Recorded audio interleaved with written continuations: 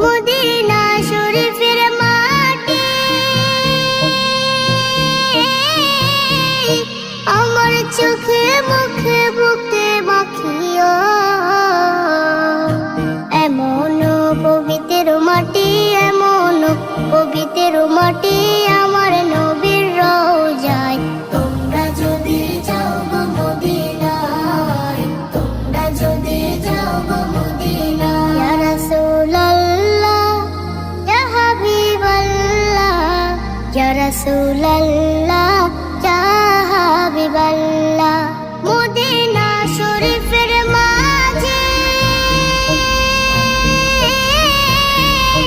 বেহেশতের বাগান আছে ও।